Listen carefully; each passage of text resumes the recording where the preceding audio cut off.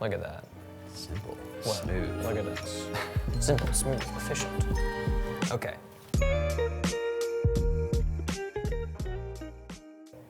What's going on, everyone? Nils Mindnich here, fellow Gearhead with... Hey Herd, Alex Quitiquit, Gearhead at Backcountry, and we'll be talking about the modern harness today. So today we've got two harnesses that we wanted to use as our examples. We've got the Black Diamond Momentum. And the Mammut Ophir 3. The first thing you'll see when you buy a harness is that it's usually going to come in one of these bags. The first thing that I do, and most people do, is they take their harness out of that bag and they end up never putting it back in this bag. So the Gearhead tip is you can use this bag for holding snacks, for creating a little first aid kit. Try to reuse it. I mean, it's bad if you just throw it away. I mean, you can. There's a bunch of different things you can do with it, and they come in different sizes. But usually, you're never going to put your harness back in this bag. Yeah, I mean, they're just kind of. It's also nice because most of them are all perforated, so you can see through. So things again like your snacks, your first aid kit, stuff like that. It's pretty easy to find a second home besides your harness for the bag. Cool. The next thing we wanted to talk about is essentially the anatomy of a harness. So there are three main parts to a harness that we'll go over, and then we'll talk about some more of the specific things that are on each part of those harnesses. But the first thing is the waist loop. The second are the leg loops. And then the third is these three pieces, which are your belay loop and your tie-in points. A harness, when you're going to fit a harness, you want to make sure that primarily that the waist loop fits correctly. The second thing is that you're going to want to also make sure that the leg loops, when they're adjusted, fit snug on your legs but aren't too tight. You know, every harness has that same construction. You have your waist loop, the leg loops, the belay loop. Where they kind of start to differ is maybe the fit, and that's where just going and being able to try on a couple different harnesses to figure out what brands might fit your body the best, and then through that process you can kind of like start to filter through exactly what you're looking to get out of that specific harness. These two specific harnesses, they're more of our entry-level harnesses. They're great for gym climbing specifically. They can also be used for basic sport climbing, single-pitch trad climbing. You can climb in these if you did multi-pitch trad climbing. There are some limitations that we'll get into, but ultimately these are great for your first-time climbing harnesses. If you're just getting into gym climbing, they've got all the features that you need. The next thing we want to talk about is some of the features that are on the waist loop. So the first thing you'll see is that with these harnesses and with most harnesses, you will see what are called gear loops. These are the two loops that you see on the side. There's two on either side of this harness. Same thing with Nils' harness. Two on this one as well. And as you can see, they're made out of different materials. These are webbing that's covered in plastic, and for Nils, he's got webbing that's coated in like a braided material. Like fabric material. If there's one takeaway you can get out of this video is that there's really only one place on the harness that you want to be weighting it with your body. Yes. So do not tie into your gear loops. Your gear loops are meant for your gear. That's where you're going to hang your quick draws, your carabiners, your belay device. That's where that stuff goes. For the belay loop and the tie-in points, like this is where you're going to tie into. This is the weighted part of the harness. So this blue part on this harness and then the black one that Nils has got there, this is your belay loop. This is where you would attach your belay device with a locking carabiner, and you're going to belay your partner off of this loop. This is not where you tie into the harness. The harness is where you tie into are these two loops that attach to the belay loop, and you're gonna thread the rope through those two tie-in points, and using a number of knots, the most common is a figure 8 follow through, you're gonna tie into those tie-in points. Looking at the harness in general, you can sort of see that like the webbing and the materials sort of fluctuate, right? And like the gear loops are these pretty small pieces of material, same with your haul loop. And then when you look at your belay loop and your tie-in loop, those are maybe two of the most robust sections of material, and that could just kind of be like a very clear indicator as to the purpose that they hold. So the next thing we want to talk about is the leg loops and also why these harnesses kind of get their names. So this harness is called the Momentum. It's just the name that BD has for this harness, which I think is a great name. But this harness features a 3-buckle design. So as you can see, there's 1 buckle on the waist belt, and then there's 2 buckles, 1 for each of the leg loops. Those buckles allow you to adjust and get the fit of the harness in a good way.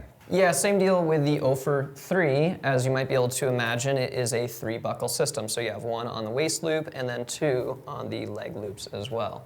We also sell harnesses that you'll see the name 4. There is an Ophir 4 harness. That is an added buckle on the other side of the waist belt. And essentially that just allows the harness to be adjusted in a way so that you can centralize it. It gives you a little bit more given room to get a more customized fit.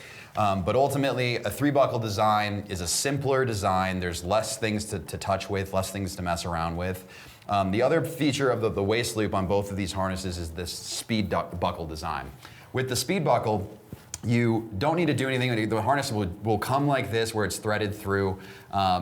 And you can adjust it, you can tighten the buckle doing that. You can also loosen it up by threading it back. And that's how you adjust the harness. The speed buckle works in this way where it's a self-tightening buckle, so you don't need to double it back to any degree, and it'll stay tight. And it has this little bar tack on the end, and that prevents this from feeding all the way through. You can work your way out this loop from the webbing if you really try. But ultimately, when you're adjusting it, you don't need to take it off. You don't need to move it. You just need to slide it as much as you can. I guess we can show you guys a little bit about what it should look like when you fit your harness. Yeah. So we'll get Nils up on this box. Let's get me up here. Just gonna be undoing my speed buckle real quick. Look at that. Simple, Wow. smooth. Look at us. Simple, smooth, efficient. Okay.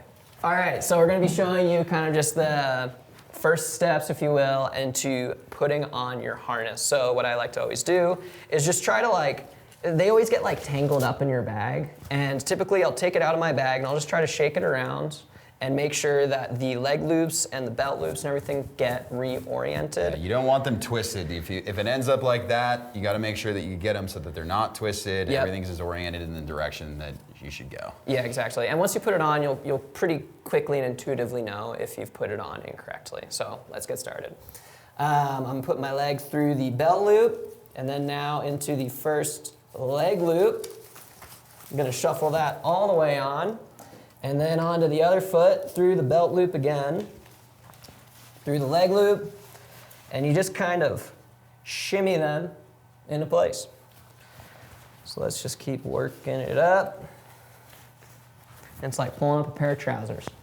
Now on this harness, and not all of them come with this, but on the Ophir 3, there are adjustable leg loops, which is kind of like a user preference, but for me, I like to have adjustable leg loops because depending on the season, say it's winter time and I'm snowboarding a lot, my legs are a bit bigger than maybe what the traditional climber's legs are designed for. So it's nice to have a little bit more space to accommodate whatever's going on with my legs. It also, you may want to wear shorts one day, you may want to wear a thicker pant one day, depending on if the temperatures are higher, and it's just nice to have that a little bit of adjustability. Yeah, and when you're adjusting your leg loops, you want them snug, but you don't need them to be cinched tight. No, and I think that's maybe oftentimes when I was first getting into climbing, a misunderstanding that some people had is that the leg loops are an essential weight point on the harness, but in all reality, the leg loops kind of serve as this cushion, if you will. It's funny, but they're the harness of the harness. Yeah, it's the harness of the harness, where the actual weight of the harness and where it is most important to be snug is in your belt loop. And that thing doesn't have to be incredibly tight, but you definitely want it snug. You don't want it to be loose and flopping around, but you don't want it to be too tight that you can't actually climb. Yep, exactly. All right, now this one's nice, kind of has a little elastic straps on the side that you can tuck the belt into, so it's all flush, it's out of the way. My waist is nice and snug, and personally, I like to run my leg loops a little bit looser because it just gives me better mobility for when I'm moving around, but it'll still be comfortable when I go to weight the harness. Yeah, and as you can see with Nils here, he's got it fairly central, and you can tell how this is the right size of harness for Nils, in the sense that it's centered on his, the belay loop is centered on the center of his body. The gear loops are almost in a centered position on the left and right of his body, so he's got almost equal access to both sides of his gear loops. He's got his leg loops in a loose yet comfortable position, but still tight. And then he's got his waist belt snug and tight. Yeah, and something that we're, I guess not seeing on the harness, right, is that there's no weird flipping or Exactly. binding or anything seeming out of skew. It's all very form-fitting, smooth, uniform, and you know, there's nothing sticking out that makes it seem like this has been put on incorrectly. And as we were saying, like if you do like, I've done it all the time, that I like my leg loop will be inside out when I go put my harness on. I'm like, this thing just feels weird right now. And then you look down at it and you're like, I gotta take this thing off again. It's twisted. Yeah. And the other first dead giveaway is that you've put it on incorrectly, is that the gear loops, as you can see, are oriented on the lower part of the waist belt. That should be the orientation. If you find that they're facing up this direction, then you've put your harness on upside down. Okay, we're gonna turn around and show you the elastic on the back side of the harness, and Alex is gonna walk us through this. So as you can see on the back side of the harness, the leg loops on the back, they're attached by these bungee elastic cords. And as you can see, they're fairly loose and they're bungee to the point that they're not, these pieces are not supposed to be weight bearing. They're just there to keep the harness organized and keep things in the right spot. Again, they just help with creating that harness effect to the harness. So you need them a little snug, but not too snug, where it's essentially pulling the leg loops up against you. So you want to make sure you kind of get them in a snug but loose orientation like Nils has here. The other thing that I want to call out, since I got Nils here facing this way, is a lot of harnesses these days, even these entry-level harnesses, are coming with these what we call a hull loop on the back. This, for the Mammut, actually has some gear weighting to it, which this one is 4 kN. Again, you would never tie into that with your body, but ultimately what that's telling you is that there is some weight bearing to that. So if you needed to, for example, if you were tagging a rope up a root or something like that, you could clip a rope to that and it's gonna be able to pull that up, and you're not gonna be afraid that gear loop or that hull loop is gonna break. For the BD Momentum, this has a 0 kN gear loop or hull loop. So ultimately, like, you probably don't want to tag a ton of stuff off of this. You probably still could tag a rope off of it, but the fact that it has a 0 kN rating, there's a potential that this could rip off. So just be careful with the harnesses that you buy, that if you are tagging gear, or even if you're clipping your shoes to the back of your harness, if you're walking to the crag, there's the potential with a 0 kN that it could break off over time, wear off. It's meant to be essentially an cosmetic gear loop that you can use, or hull loop that you can use. Maybe your chalk bag. Exactly, your chalk bag. Maybe someone forgot their chalk bag, harness, rope, or yeah. Maybe someone forgot their chalk bag belt and they need to put it on. Exactly, and most chalk bags come with a belt now. But here's a Gearhead tip: definitely don't clip your chalk bag to your harness with a locking carabiner. You want to use a very minimal carabiner. Again, it's not needed to weight anything, so use a normal carabiner or even a plastic one to clip your chalk bag to. You don't want to be the guy at the gym clipping your chalk bag with a massive locking carabiner. Yeah, that's just a tip. That's a little pro tip. But I guess, I don't know, also pro tip is the belts for the chalk bag's pretty nice. Yes. And also, if not all of us have the longest arms and best mobility when we're climbing, and all you're doing when you clip the chalk bag onto the back of your harness is it like adds a couple extra inches when you're trying to get chalk out of your bag. And it's personally not for me. The belt keeps it tight, keeps it close to your body. Yeah, you're right. Yeah. Maybe you're seeing a theme here with harnesses, is that you just want things to be tight, uniform, snug. simple. Snug, yeah. Yeah. So the materials that these are made out of, as you can see with the waist belt, there's generally some padding on the interior. There is some form of a webbing structure to them, and this is what the weight bearing is. The padding is actually just there to create comfort for the close to the body. The webbing is actually what's going to hold you safely to the rope or to the wall, etc. With both these harnesses, they do have some form of a webbing design within the waist belt. Yeah. I'll let Nils talk about the Ophir. Kind of one of the key takeaways from the Ophir 3 is that in the belt loop design, it actually has a split webbing belt. So you can see we got one piece of webbing up front, and then as you come to the back end of the harness, it actually divides into two sections, and that allows for two key things to take place. One of which is by dividing your webbing, you're actually able to distribute the weight into your harness a little bit more, which can kind of increase the comfort. And then it also has allowed them to add perforated padding into the back of the harness, which is a lot nicer for heat loss, and maybe you're climbing in a hotter climate, or you're just a sweaty person in general and want to try to use any tactic you can to stay cooler. That is a pretty neat feature on this one.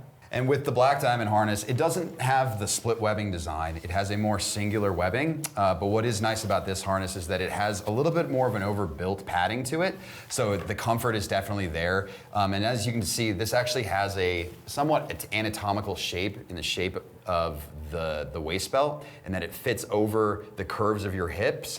So this is a very comfortable harness, and it makes a great harness for if you're top roping in the gym, if you're spending a lot of time hanging on the rope. In those types of situations, it's a great harness for that. So the next thing we wanted to talk about was what to do as your harness gets older and older and you keep using it, and how to check to make sure that it's still safe. When is it time to move on? Exactly. So harnesses don't last forever. If you've got a harness that's older than 4 years, you definitely need to inspect it and check it. The rule for harnesses and for any other soft, or what we call soft nylon or soft climbing hard goods, is that nylon degrades over time. So after a number of years, and usually starting around 2.5, 3 years, depending on use, you need to start checking your harness for wear and tear, and also the nylon will naturally degrade. So if your harness is older than 4 years, I definitely say that it's time to upgrade. We've got a ton of really nice options. We've got new harness technology. There's more comfort. There's more design builds. So you're honestly going to get into a better harness if your harness is older than 4 years. But some of the things that you need to check first are the normal wear and tear points of your harness. Yep. One of the first places you are going to see your harness break down, and you might find indicators of when it's time to replace it, would be your belay loop and especially your tie-in loops. Now, the tie-in loops see a bunch of wear and tear because that's where the rope's going to be causing the most friction when you're climbing up or down, and eventually over time these two spaces start to break down, and it's really important to always kind of keep an eye on some key indicators on these two contact points. One of which, that's a very nice feature on the Ophir 3, is that there's actually a wear indicator on both the belay loop and the tie-in loops. You can see it indicated with this tag and an eye. And essentially what they did is that underneath the first layer of webbing, they inlaid red thread so that when it starts to wear down and you see that red indicator, it's a clear turnkey time to move on to a new harness. So with the Momentum harness, it doesn't have the indicator thread that's built in to tell you, hey, this is time to upgrade. But generally, the first things are, you're going to see signs of fraying. You're going to see where the webbing is starting to break apart, the stitching is coming apart, the webbing starting to wear. You're going to see some fluffiness around these tie-in points. And when you get to that point, that's when you know you're probably going to need to start updating your harness, especially where you see that you've worn through the first layer of material, because a lot of these harnesses are built with, they have this, the normal webbing is here, this gray webbing on the outside is the second layer, and when you wear through that first layer, definitely need to replace the harness. You're going to see it on the tie-in point. You'll even see it on the belay loop here. You may even start to see wear and tear along the waist belt, depending on like how you wear your harness. If your gear is kind of clicking up against your waist loop, you'll start to see wear. Because anywhere that you see wear or tear, especially on these weight-bearing webbing portions of the harness, you're going to want to replace it. If you do see that you've got some wear on the waist belt, on the padding, that's okay, especially like if the harness is not that old. But anywhere that you start to see significant wear, or if a gear loop breaks or something like that, probably time for you to update your harness. Yeah, and I think, I mean, like the rule of thumb that I've followed personally, and I'm curious to see what your perspective is too, is that essentially one of the two happens before I decide to upgrade a harness. It either is 4 years old and I decide that it's time to move on, or I start to see like fraying. And as soon as it kind of starts fraying, I'm like, well, maybe I can get a couple more trips out of it or something like that. But it's time to start thinking and really keeping an eye on it to get ready to get something new. Yeah, I mean, I started thinking about my harness about after 2 seasons of climbing in it, whether or not I need to replace it. Yeah. Sometimes, depending on the harness, and I have multiple harnesses for different disciplines, because I'm that type of gearhead. Well, this is actually a kind of an interesting point too, and maybe a neat way to segue is that, there are various styles of climbing, and those various styles sort of like demand different things out of your gear. And you saying 2 years versus me saying 4 years, where my mind like initially went is that I like sport climb. I like project sport climb a majority of my time in my harness, where it seems like you do a lot more trad climbing, right? Yes, I spend a lot more time on longer routes, bigger days, maybe in a different environment as far as wear and tear that you're experiencing, but there's a lot of gear, there's a lot of weight on my harness. There's a lot of pull on the rope left to right with rope drag, things like that. So there's different unique, I guess, wear that I'm seeing versus you're seeing. Well, I mean, and oftentimes, like from the trad climbing that I have experienced, it's typically a much grittier pursuit. Right. And like your harness is going to be in a much more abrasive environment for much longer. Yes. And that kind of makes sense that like one day multi-pitch trad climbing, your harness will definitely break down more compared to like one day cragging at the sport cliff. Yeah, I mean, I will say that if you're whipping a bunch at that sport crag cliff, like if you're taking a bunch of falls, then your tie-in points are definitely going to take a bigger beating than the multi-pitch trad. But you're right, like when you're climbing different routes, and if you're climbing a chimney pitch or something like that, like that's something that's gonna off with pitch. Yeah, exactly. Like you're gonna wear your harness, and you're actually gonna do it in some weird places, and you definitely want to check your harness. And that's an example where if you're climbing a chimney or an off width or a wide crack or something like that, or if you're having to go across an arete, you may see that you're going to start wearing on your waist loop belt like in weird places that you maybe wouldn't think about, but it's always good to check your gear. That's something that I do constantly all the time. It's part of like the process, you know. Totally. You're always sort of like looking at your fingertips to see if they're worn down. You're always like looking at your shoes to see if they like have a hole in them. You're always checking your rope to see if there's a core shot. You're always looking at your harness to just like have that periodical like built-in process that you just normalize day after day when you're climbing. For sure. Cool. So I think the next thing we wanted to talk about was, what do you do when you need to upgrade your harness, or you find yourself that you've outgrown your harness to some degree from the climbing experience that you're getting out of your harness, and you're trying to move on to something else.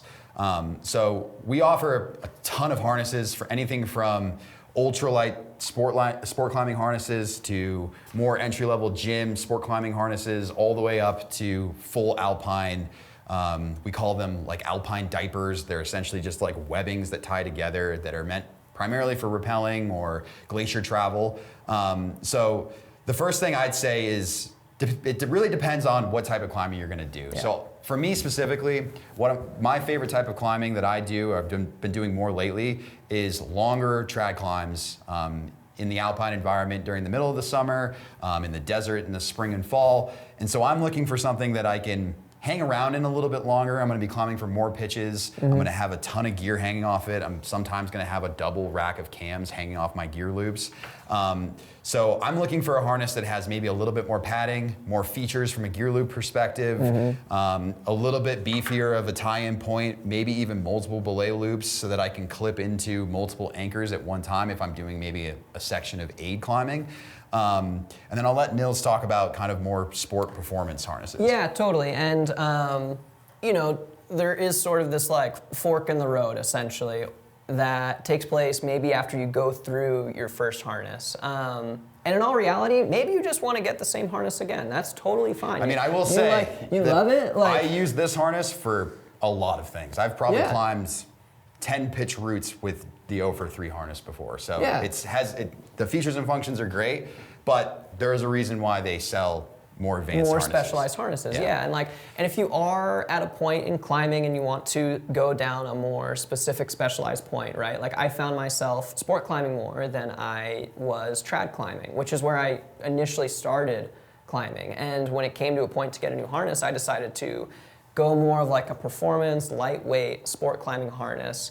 And essentially the main takeaways going down that route is that you are able to shed some weight. It's a lighter, lower profile harness, which allows for less weight. You have to bring up the wall when you're trying hard, and you're most likely gonna just be falling all day.